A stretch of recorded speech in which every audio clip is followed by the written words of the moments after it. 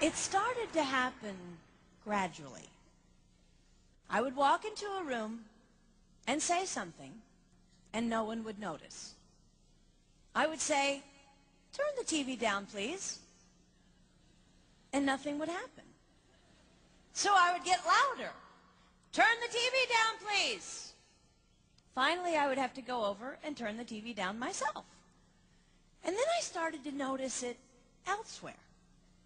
My husband and I had been at a party for about 3 hours, and I was ready to go. I looked over, and he was talking to a friend from work, and I walked over, and he kept right on talking.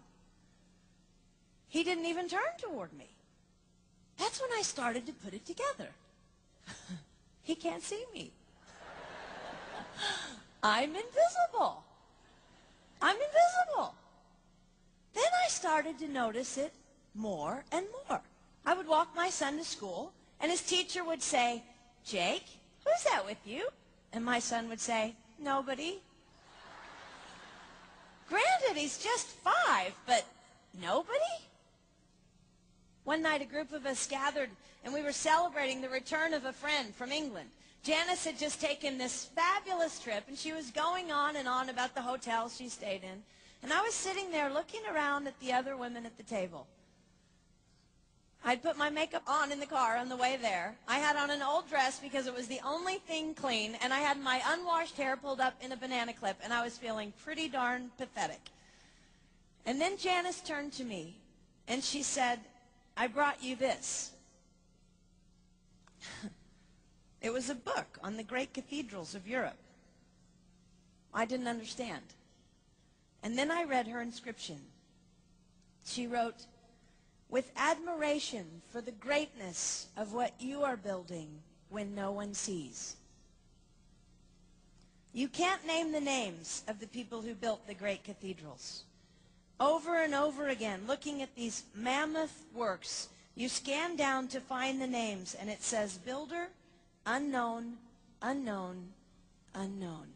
They completed things not knowing that anyone would notice. There's a story about one of the builders who was carving a tiny bird inside a beam that would be covered over by a roof. And someone came up to him and said, "Why are you spending so much time on something no one will ever see?" And it's reported that the builder replied, "Because God sees." They trusted that God saw everything.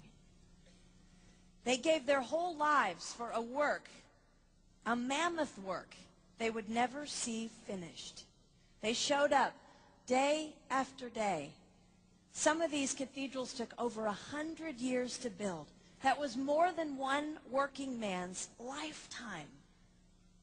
Day after day. And they made personal sacrifices for no credit. Showing up at a job they would never see finished, for a building their name would never be on. One writer even goes so far as to say no great cathedrals will ever be built again because so few people are willing to sacrifice to that degree.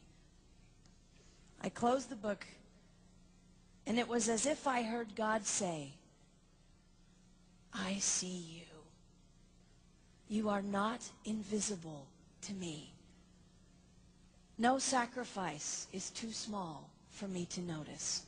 I see every cupcake baked, every sequin sewn on, and I smile over every one. I see every tear of disappointment when things don't go the way you want them to go. But remember, you are building a great cathedral. It will not be finished in your lifetime, and sadly, you will never get to live there. But if you build it well, I will." At times, my invisibility has felt like an affliction to me. But it is not a disease that is erasing my life. It is the cure for the disease of self-centeredness. It is the antidote to my own pride. It's okay that they don't see.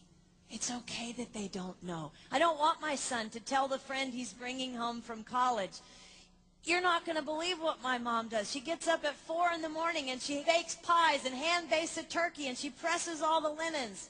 Even if I do all those things, I don't want him to say that. I want him to want to come home. And secondly, I want him to say to his friend, you're going to love it there. It's okay that they don't see. We don't work for them. We work for him. We sacrifice for him. They will never see. Not if we do it right. Not if we do it well. Let's pray that our work will stand as a monument to an even greater God.